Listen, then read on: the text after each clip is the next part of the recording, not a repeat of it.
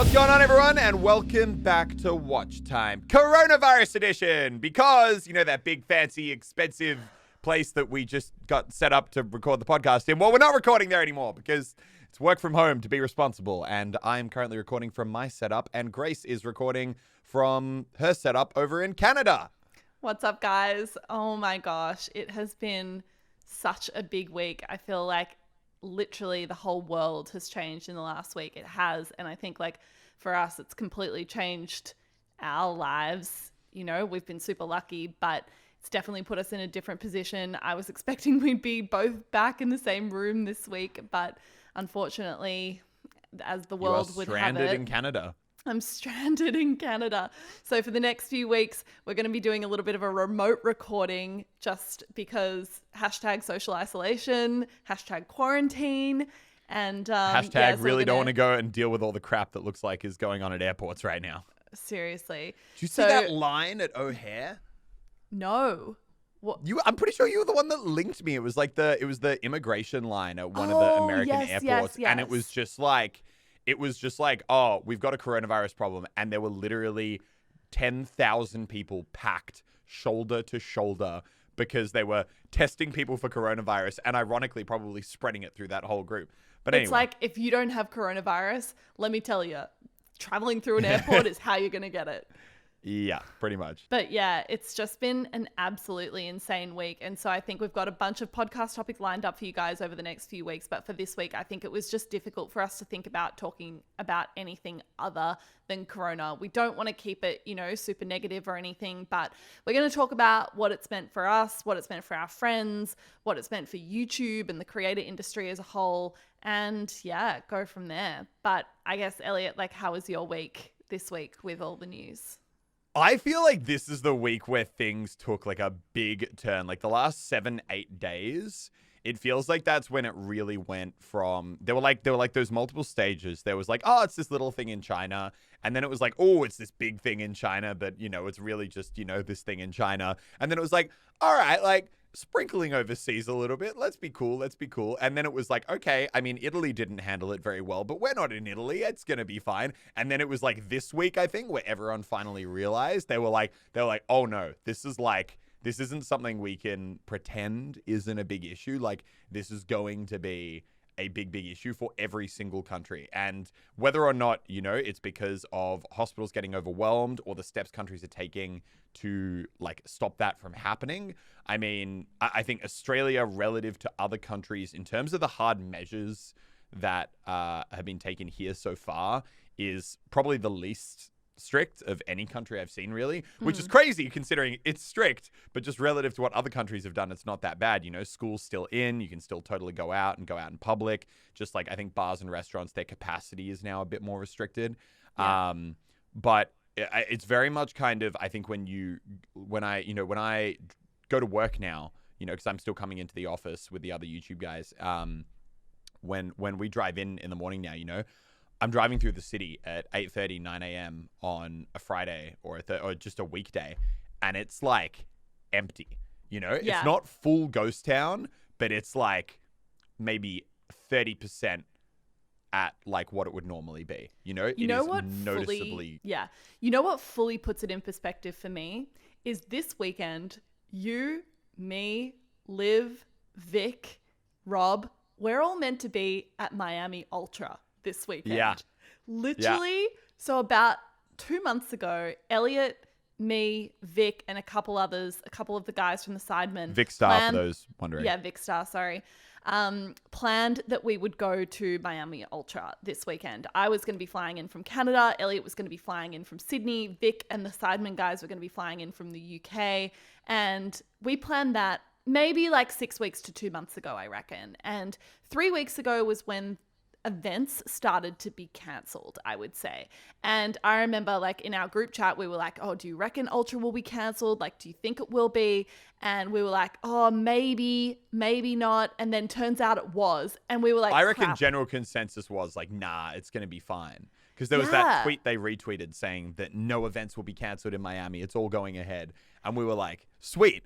And then, yeah, it got cancelled. But then I remember even after it got cancelled, everyone in that group chat was still like, oh, like, flights booked, guys. Let's just go to Miami and like do whatever, have a bit of a time. But then Maybe it was we go like to Hawaii. Yeah, the idea of possibly going overseas right now or possibly being on a holiday is just so completely out of the question. And I think for me, that is what like fully puts it in perspective is like literally 2 weeks ago, we were planning on potentially, we knew that we couldn't go to Ultra. We were thinking like maybe we'll go to Hawaii or the Bahamas because we booked the time off anyway. And now it's just like not only the idea of leaving the country, but in the UK and Canada, the idea of leaving your bloody house is completely out of the question. And I think that's to me what highlights like how quickly this thing has just completely taken over the world. Yeah, it's crazy for me to think that, in my brain, a week and a half ago, it was like, oh yeah, we'll probably still go overseas. And now just like, it is ludicrous that in my brain, I'm like, what were you doing? Like, what were you even thinking? That's insane. Of course, that's not going to happen. You're literally not allowed to leave the country. No, and there's no flights. Yeah, which is, it's crazy. It's good. It's good crazy because I'm glad people are being, cautious. I think there seems to be like a full divide. When I look around everyone in Sydney at the moment, there seems to either be it's literally like a 50-50 divide. It's either you're one of the people who's like, going, washing their hands, self-isolating, working from home, being responsible, like not minimizing your interaction with others. And then I saw pictures of Bondi Beach just yesterday, packed with tens of thousands of people. And it's just like that you seem to either be in the camp of, this is serious, we need to self-isolate, we need to take it seriously, or you're in the camp of, lol, I don't care about getting the cold. I'm going to get a bit of a flu, then I'll have my immunity, and then, like, I'm done. Like, it's all good. Yeah. Canada, it's full serious now. It's like I think people are getting leaving homes. Everyone is working from home. All the bars and restaurants are closed. Like, I walk to work often, and you walk along the street and literally every shop has a sign in the door saying like closed until further notice. Yeah, absolutely crazy. And I saw one tweet though on that. It was those pictures of Bondi the other day. And I saw one tweet with it, which really made me, I think that was the first time where it really gave me a huge understanding of the importance of social isolating, which was, everyone out on that beach is obviously like in their 20s and 30s, enjoying summer, like showing off their, gym bodies and everything like that. But then the tweet was like, the ignorance here is astounding. Like the group you're looking at right now just sentenced another 50 to 100 people to die, which is, by all accounts, probably actually not inaccurate. If there are a few people in that group who have the virus, they spread it to a few other people who are in that huge gathering. Those few people, some of them, even if it's 1%, take it home, give it to a grandparent. That grandparent then goes to a nursing home, spreads it to people in that nursing home. Like, even though the social impact within your circle can be totally negligible. Like, I'm not, do I want to get coronavirus? No. But as someone who is self-isolating, am I like, I'm not terrified of it because by all accounts, it sounds like it'll be a bad couple of weeks, but I'll get through it. But the ignorance to go and do that kind of stuff when there are so many people at risk is just crazy to me. Staggering. And I know that, because I think the next thing we're going to talk about is more The Office, which is like a good time to maybe switch onto that because we've really kind of changed up what we're doing in the office building as well over the past few weeks. Yeah, it's been pretty crazy and it's just wild how fast it's happened. Like a week ago, everyone was still working in the office as normal. I think we were aware of it. Like I would speak to the guys in the office every day. We'd sort of just be monitoring it, but we felt as though because we have a pretty small office, we don't have a huge amount of people in the building that it wasn't like and we went through and we checked. We're like, okay, who takes public transport? No one takes public transport who's currently coming into the office. That's good. Yeah. And then there was one person, Tessa, who was like, does normally take public transport. And it was like, okay, we're going to like cover your Uber costs so that you can just direct Uber to the office and minimize any kind of public interaction. A lot of wiping stuff down, a lot of hand sanitizer. And I remember like, internally when we were chatting, we were like, do we want to be like work from home yet? Because by all accounts, this could drag on for months. And I feel like once you make the call to like close and send people home, like you're not going to be able to undo that for months and months and months. And I feel like it was a huge on Monday. Yeah, on Monday though, we chatted to everyone. It was like, and everyone was like, yeah, like happy to like we all walk or bike or Uber into the office. It's a small group, so there's really not that much risk. Right now in Australia, there's only like a couple of hundred cases, so it's not like it's crazy yet. Like, and everyone was like, yep, happy to still come in. Tuesday, everything changed. Everything changed. And suddenly it literally in the space of a day went from everyone deciding that we wanted to keep working from the office, because people actually like working from the Click office. Like people like it's a fun environment to be in. Like, yeah, I think even, yeah. But anyway, long story short, on Tuesday, everyone collectively decided, no, like most people are now going to be working from home. And there are still a couple of people working out of the office because they were like, no, they really, really want to. But I know like internally, yeah, like every one of the people who is still in the office, of which, I mean, on my level, there's a total of 3 or 4 if you include Emma. And on the downstairs level, I mean, everyone's still on the downstairs level, but that's because all their recording setups are here. And also, we're all YouTubers and we don't go outside. So everyone's social quarantining is a lifestyle. Well, yeah, but like, but actually, like, I know that was one of the big things we were talking about, right? It was like, number one, everyone in this office, like, it's the like meme, like you're a YouTuber, you're a gamer, you don't go outside. No. Now it is not a meme. We literally don't go outside. We stay inside all day, every day, playing games. And when we're not playing games, we're probably at home ordering Uber Eats, watching Netflix. Ha! You all made fun of me, but now look who's winning. I don't have to change my lifestyle at all for this crap. But yeah, we were talking about the fact that number one, the odds people getting infected is a lot lower because we're just direct commuting home, office, home. So we're kind of like our own little cordoned off ecosystem. Pod. Do you know what they're calling them?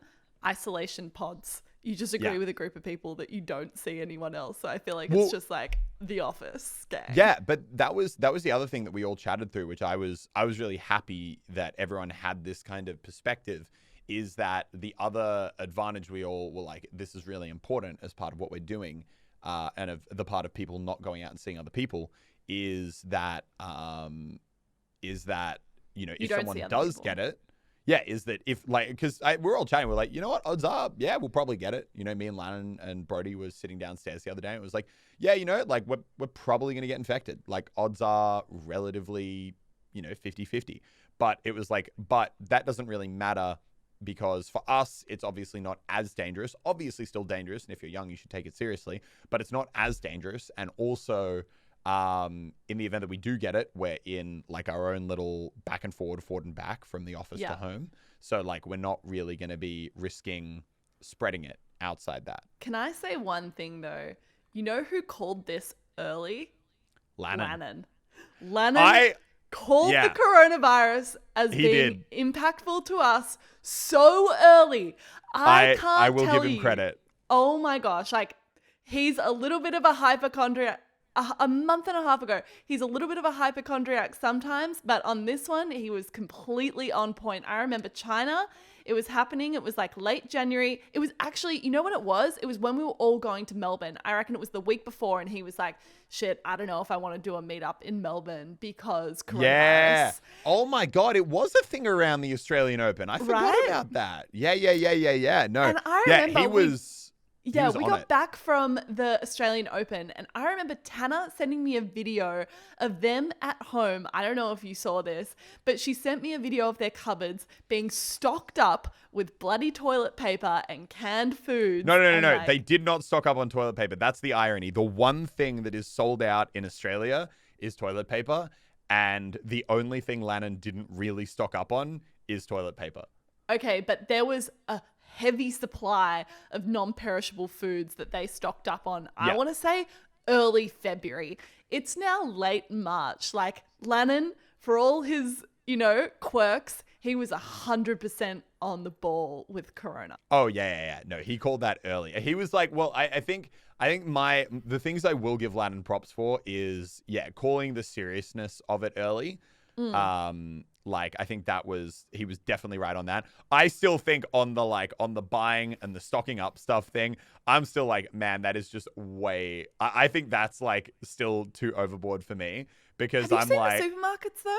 every supermarket in my area fully stocked. Okay, I think this is because Elliot lives in like an inner city area, and so people just Yeah, don't where have everyone's very got big kitchens. Yeah, everyone's got tiny apartments, so no one can stock up on food because they don't have the pantry space. Yeah, I go to the supermarket, and the only thing I notice that is low supply is toilet paper. Everything else is almost fully stocked. What is it with the toilet paper thing? So I I heard something that was like, apparently it's not necessarily that toilet paper's in super short supply, but because toilet paper takes up so much room on the shelves, it's really noticeable when they're in low supply. So it causes like a panic cycle. I think it's also just that, it's not that we don't have enough toilet paper in the country. It's that just shipping it in at the rate people are buying it is not even possible. And I think I know for me, like, ordinarily, like, I'm not panic buying toilet paper because I am worried about the plague, you know? But now, because everyone else is worried about the plague and panic buying toilet paper, I'm like, well, goddamn, we're all these crazy people buying all my toilet paper. I don't want to run out of toilet paper. I need to buy toilet paper.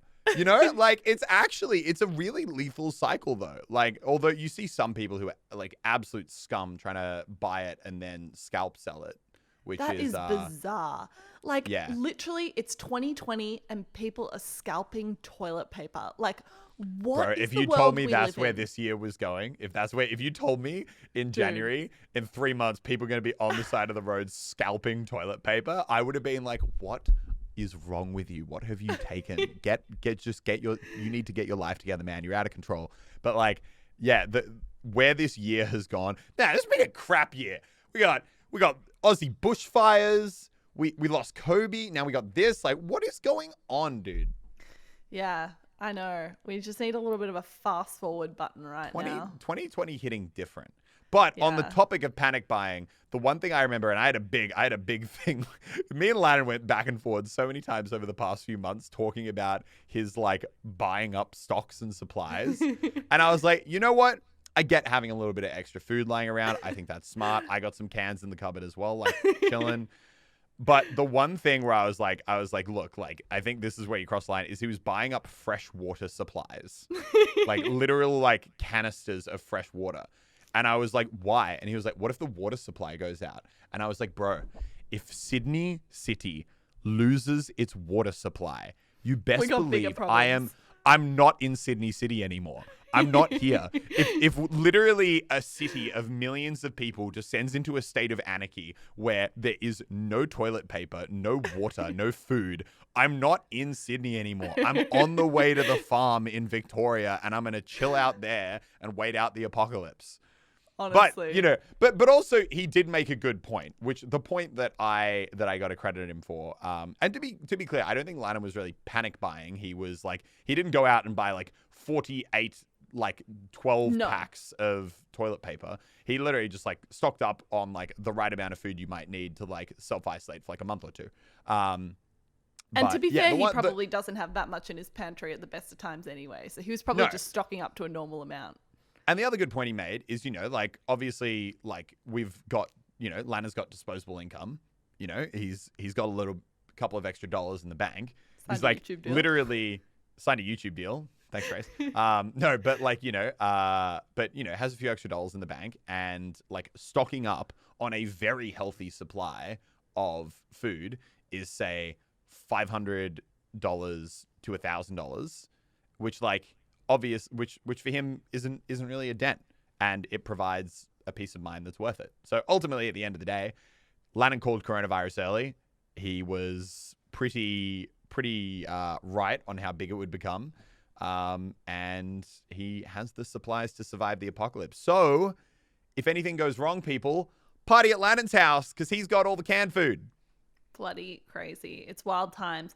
But I guess taking it a bit more to how it affects like us and our friends and like the world that we're in with YouTube and content and that sort of thing, I feel like that's been a massive topic of discussion amongst our friends and creators and that sort of thing over the last week, because obviously just the impact on the economy with this, like the health aspect is one thing. Wild. The financial aspect is another. Like the whole economy, mind my French, is going to be completely fucked after this. Yeah. I don't know. I genuinely don't know how a lot of small businesses are going to survive. I read a stat 100%. the other day that was saying that 25% of small businesses won't be able to survive more than 1 month earning 50% of their normal revenue.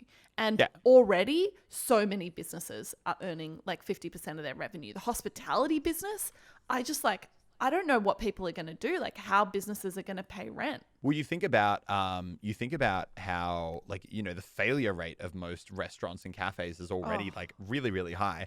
You then put the stress of something like this, which will impact over, like, this is like anyone who thinks this is not still going to be having a serious impact on day-to-day life in 6 months from now is crazy. Like, this is going to be going for months and months and months and months and months. Yeah. Whether or not it's full social isolation or whether it's just like a severe decrease in people wanting to go outside, it'll be both. But yeah, you know, I was chatting to because the guy who runs our local cafe, his kids were like fans, and for the kid's birthday, I was like, oh yeah, sure, like I'll give him a little like office tour. Took him through the office, and I was like chatting to him because you know, they've just put these new laws in, which are if you're a cafe or a restaurant or a pub or anything, you're allowed one patron. Your new max capacity is one person per 5 meters squared. His cafe is 40 meters squared. He is allowed to have a total of 8 people in there at any one time. But keep in mind, you got a barista, you got a chef, you got him.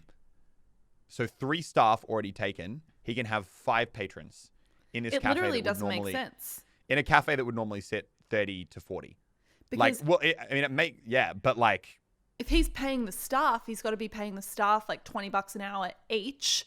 Therefore, he's paying, like, if he's got him, a barista, a chef, he's paying minimum $60 an hour in wages. And therefore, you can only have 5 people. Like, the maths does not work out. And that's in Australia. In Canada and the US right now, all restaurants and bars aren't even allowed to sit anyone.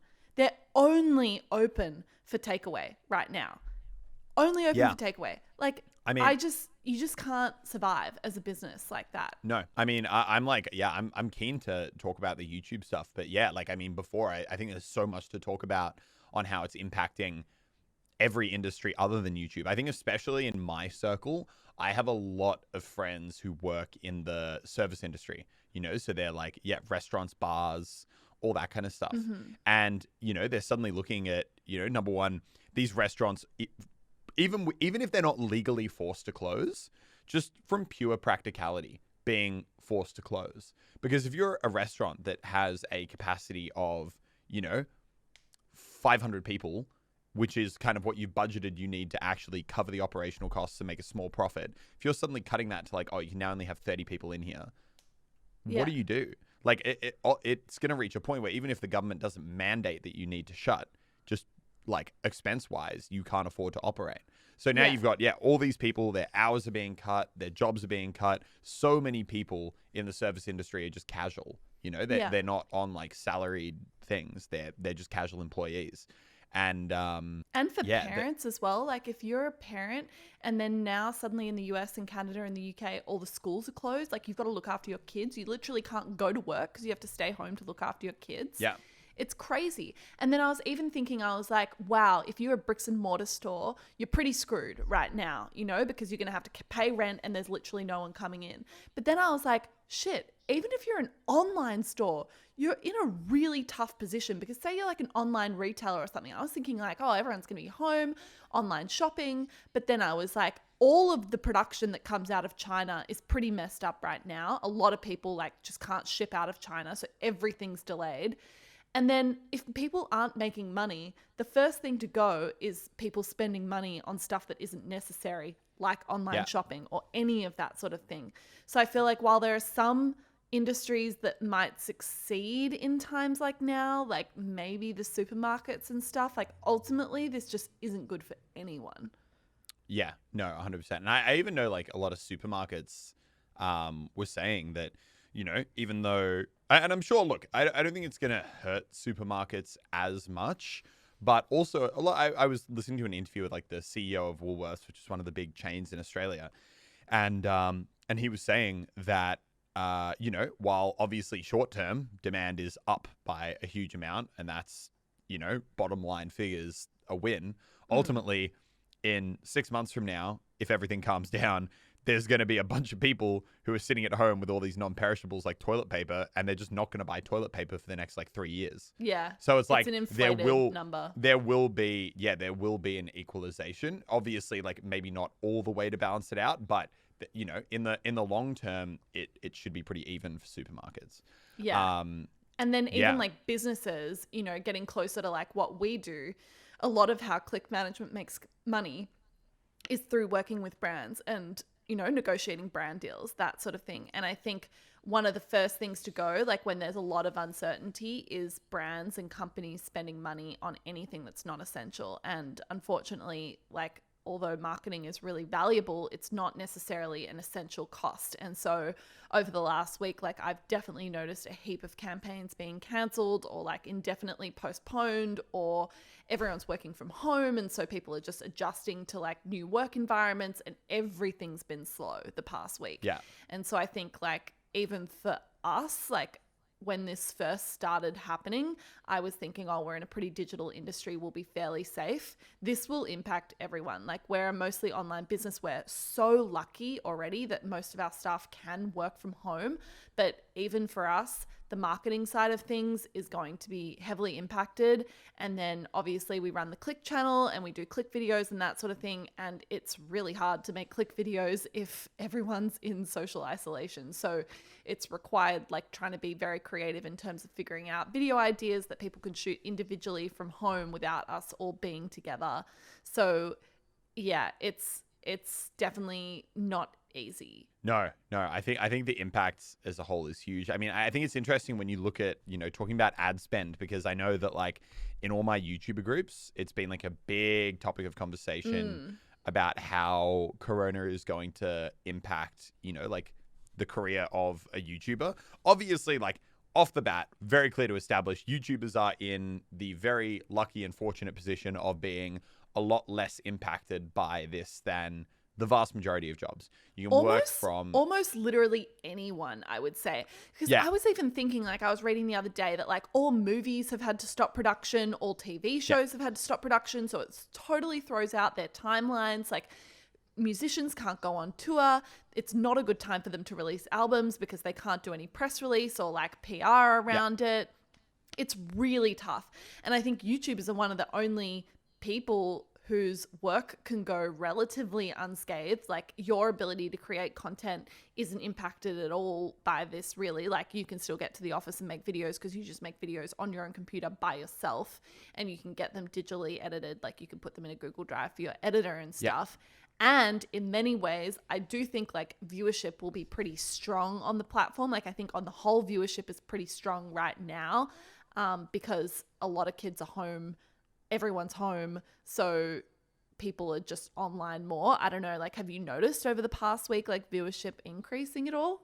Yeah, I think it's hard to track. I know from talking to, I think it's not necessarily as useful to look at it in the trends of an individual channel, because you can have a good week or a bad week. Like that happens all the time where your views can jump up and down by 20%. But I know that we were talking to a few people like from the actual YouTube team, and they were saying that the impact of Japan when it cancelled all schools, it was the same as summer holidays, like the normal impact that summer holidays has on YouTube viewership. I mean, it's essentially like a bunch of kids who are now at home, same as they would be on holidays, except probably even more so because they can't really go outside as much. So you've just got a large group of most people's like core demographic who are now at home watching YouTube. So yeah, generally I think on YouTube you're going to see an uptick in views. Like in a weird way, it's a good thing for YouTubers in like a business sense. Like viewership is going up. The one thing that's going to be interesting to see how that counterbalances it is ad spend. So like you said, advertisers are spending less on like campaigns and advertising, whatever, because obviously less money's being spent. And obviously YouTubers make money on ads. So if there's less ads and those ads are worth less, then we in turn, even with more views, our views could go up 20%, but then ad revenue or ad spend could go down by like 50%. Yeah. And then obviously it's still a loss. But I think, I'm expecting it to be relatively even. I think we'll see an uptick in views, a downtick in ad spend. And I think most YouTubers are going to be relatively not impacted by... I mean, you know what's interesting, though, that I just thought? I did not think about that before this episode. What do you do if your city goes in lockdown and you're a David Dobrik or like a vlogger? Like, vloggers are actually very creative. I'm sure they could think of especially David Dobrik. He'll just blow some stuff up in his backyard. Fine. He will blow things up in his backyard. But it is super interesting, like thinking about the different areas of YouTube and how the that travel can impact, vloggers. Oh yeah, travel vloggers. That's gonna be a rough one for a little while. Gonna be like showing their trip down to the corner store. Who else is going to be challenged by that from a YouTube perspective? Because I was actually watching Logan Paul's podcast earlier, which I've started to watch a bit more. I think he's doing a really good job with that. But he's like got his studio set up in his house, which is really lucky. But so true. I feel like there are so many YouTubers that kind of rely on being out and about as well to get their content. Yeah, no, I think that'll be interesting. But the gamers are in a good spot. The gamers are in a good spot. We do what we always do. We sit at home, we play video games, we don't go outside much, and we upload stuff to the internet. That's the job. Although, you know what's actually crazy this week, which has been the craziest part about this whole thing, is which is something that probably if you're American, you don't probably think about as much. Because I realized if I was American, like most YouTubers are, you don't, like, exchange rate never even enters your mind unless you're flying overseas going on holiday. But Australia, because Australia exports a lot, right? So, I think the basic economics of it are, if I can remember my year 12, is like we export a lot. China, obviously, and internationally with coronavirus, everything's slowing down, less building, less construction, less everything. So we're exporting less. Therefore, long story short, the Australian dollar is going down a lot. I think a month and a bit ago, or like 2 months ago, say, the Australian dollar was about 75 cents on to the USD. So one Australian dollar would get you 75 cents in USD, which means economics that, class with Muselk. yeah, exactly, guys. Yeah, but long story short, if I were to turn 1,000 USD into Australian dollars, I'd get maybe like 1,300 Australian dollars. Whereas over the past week and a half, the AUD has crashed. I think it reached 55 cents. It's gone back up a tiny bit since then, but it reached 55 cents just the other day, which would mean if I were to change $1,000 USD into AUD, I would have used to have gotten $1,300. Now, I would get more like $1,800. So literally, I have just been gifted an extra $500 from the exchange rate. Now you're almost getting paid double what you're getting paid in USD, which is crazy. Like, the impact of exchange rates is wild. And that's actually one thing where if you're actually going to isolate down what is an ideal career to be in during coronavirus, it is being not just a YouTuber, but an Australian YouTuber. Or maybe gaming Australian YouTuber. Oh my God, I'm so lucky. but it is. It's one of those weird things. It really is. That, like, you're very, very lucky. That, where, there are, it's such a, crappy thing happening around the world. But, Australian gaming YouTubers. So what do you reckon on people making content on coronavirus? Because I feel like this is kind of a controversial thing, and I realize the irony as we make a podcast talking about coronavirus, but it's literally the biggest thing in the world right now.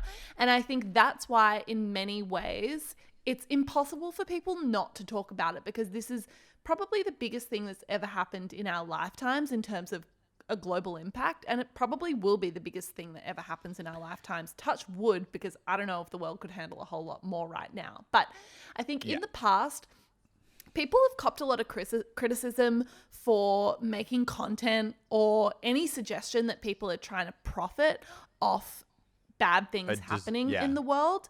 And I've seen a little bit of criticism. I saw that obviously like YouTube was pretty quickly demonetizing anything that spoke about coronavirus about a week ago. I think they've now changed that.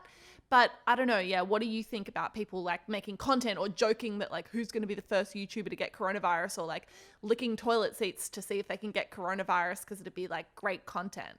Yeah, I think that, I mean, for me, I think it comes down to, I think, what that content is and the spirit of that content. I love how you take a sip of wine whenever I talk so that no one can see.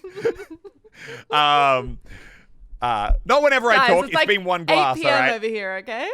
Yeah, it's just sipping on a glass of wine. No, I mean, like, I think really when it comes down to right now, content being made about coronavirus, I think it's interesting, and it's gone through stages where obviously initially, I think a lot like Ebola, even Ebola people would joke about a lot. And I think I even still see people make the occasional meme talking about Ebola. And I think coronavirus was very much like that initially, where it was like the whole thing was a big online meme, you know? Like, it's even a little bit still right now. It's like, it's Corona time, you know? That whole like TikTok thing going around. Have you heard that Cardi B song that's in the charts right now, by the way? No. Oh my God, I'm going to link you to it after. But basically, she made an Instagram video like talking about Corona in her true Cardi B way. And someone remixed it. And it's now like number 15 on the R&B charts or something. Oh my God. Yeah. But for me, I think right now when it comes down to, content on coronavirus, do I think it's inherently bad? No. In fact, I think a lot of the time it's really good. There is so much stuff about coronavirus that it's so important to have content made on. I think, not to, like fluff up, but I think stuff like this is really important. I think talking about it in the light that we're doing about it in a very like factual, straightforward way. Stuff like you see with like Philip DeFranco doing like news stories on it, CNN, BBC, a lot of like stuff where basically like responsible coverage of it, I think is really, really important, because I think that talking about the facts, talking about, making sure that number one, people understand the seriousness of it, which is super important. And then counterbalancing that with also not building people into hysteria. So making sure people understand like to the facts that it is seriously dangerous, and stuff like, no, it probably won't like kill you if you're a healthy adult. But at the same time, you do pose a huge risk to people who are potentially vulnerable. Yeah. Therefore, you need to treat it like it could deal serious damage to you. But then, so I think that kind of content actually really, really valuable and really, really important. I think that where content is bad is stuff like, basically that trivializes it, is like, like for example, the licking the toilet seat clip that was going around, or people making content being like, like, ain't gonna let Corona get me down. Let's go to St. Patrick's Day. That kind of thing. Where I like think that, pretending to sneeze on people in the train. I saw that and I was just like, oh my God, you're an actual idiot. Yeah. But 100%. I think in some ways, like creators almost, if you have an influence, I think it's really important that in times like this, the word is getting out there, that people understand the seriousness of it, like you were saying, and they understand how important doing things like social distancing are. So, for example, if you could go on Instagram and do an Instagram story to 1 million people and say, hey guys, like remember to stay the fuck inside, that's really good. I actually think that's a really responsible thing to do, because we read the news and we're lucky that we're like relatively well informed, but a lot of people aren't. And a lot of young people who are able to make a difference with doing things like social distancing don't read the news yet, just because, you're young, you just don't. I think if they can get the word from influencers or creators that they follow, then that's like a good thing. Yeah, for sure. Yeah. We always talk about the like impact and, like you say, influence that, you have in this job. And I think now is like a good opportunity to actually do something good with that. I think the part for me where, there's obviously the far end of the spectrum where it's like, factual, socially responsible stuff. The opposite far end of the coronavirus content, which is licking toilet seats, which is obviously a no-go. For me, the gray area right now is, the more kind of, not dismissive, but lighthearted stuff, like the coronavirus on like it's Corona time on TikTok. Because I think that, that like I'm 50-50, because I don't think it should be trivialized, and I think it should be taken seriously. But on the other hand, you can understand in a time where everyone's like pretty down and pretty like sad and everything feels kind of like horrible, that, you know, a little bit of levity can be a nice thing. I think it's the just two about things don't have to be mutually exclusive. No, yeah. I think it's where, you know, it's not that you can only make serious content on coronavirus. It's that if you are going to do something more upbeat and lighthearted on the topic, you need to do it in a way that doesn't convey the wrong message. You know, like I think, you know, there's that stuff, you know, like content that's like talking about, you know, like, oh, you know, me after 5 days in social isolation. It's just them going completely like bananas, doing like weird stuff, you know, that isn't inherently damaging to me, because that's just like, you're making fun of the fact that social isolation sucks and everyone's going to go insane. But, you know, you're not inherently saying like, lol, coronavirus, not a threat, go out and do whatever. So I think really when it comes down to the content that people can be making around this, it's just you have to be careful. You have to be tactful, and you need to give like a lot of thought. Yeah. And I think it was interesting, like, seeing how YouTube at the start was not monetizing or taking down any content that spoke about coronavirus. Yeah. And I saw that be pretty heavily criticized on Twitter and social media and that sort of thing, being like, oh, they're censoring, or they don't want the word to get out there, or, you know, they're not allowing me to monetize anything that even talks about corona. But I actually saw it from a different side. And I think like social media platforms have to be really careful these days in terms of making sure that they don't forward the spread of any fake news. And I think as well, like from past things that have gone wrong, like apocalypse times and that sort of thing, advertisers hate being associated with anything that's controversial. Yeah. And so it from also, that side, I quite understand why when content is coming out at such a rapid rate on YouTube, they really just can't afford for any advertisers to find their ads on any content that might be, you know, pushing an agenda that's fake news or really not factual. Yeah, it removes the financial incentive behind doing anything, you know, like creating an outrage headline that might not be factual just to get more clicks. True. That's actually such a good point. Yeah, and it also, like you said, at times like this, more than ever, as much as people don't like it, YouTube needs to like defend its advertising kind of campaigns. So, you know, same time when Adpocalypse happened, right? You saw YouTube go heavily on the defensive of what it would demonetize and monetize. And that's because, and people, I think a lot of the time people don't think about this, but, and it's one of those unfortunate truths, which is that YouTube is actually in a position where they have to do that, because if they don't do that, then you're not only going to see some videos demonetized. If advertisers lose faith that their ads are being put in places they don't want them, then they're not going to lose money on just a couple of demonetized videos. They're just going to stop spending. They're going to be like, we don't want to advertise on YouTube. So like, you true. guys can't control. And it sucks that in the short term, a lot of people who are making great content get harmed from that. But also, I'm actually always pretty sympathetic that YouTube is trying to convince millions of companies to spend billions of dollars on their platform. And they can't do that if they can't, you know, because they're competing with TV. And on TV, it's like, you are putting your ad on a PG program. Your ad will show for exactly 30 seconds at exactly this time to approximately this many people. YouTube's like, yeah, look, give us a few mil. We're going to chuck it roughly on this demographic, and it could be on a bunch of videos. We don't really know which ones yet. You know, like, they have to try and provide certainty on a platform that is, generally speaking, a lot more uncertain than what advertisers are used to.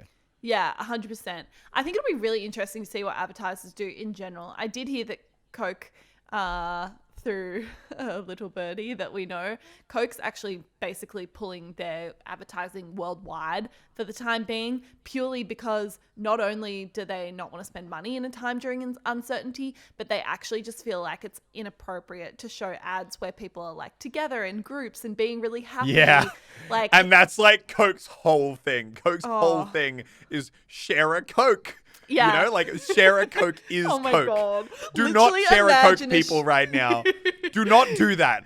Imagine a Share a Coke campaign coming out right now. Everyone would just be... Oh my God. Like, it would just be such bad taste. But it's actually true. And I remember, like, I've seen a bit on social media as well this week, like people coming out with, like, influencers coming out with paid campaigns that they've been doing and that sort of thing.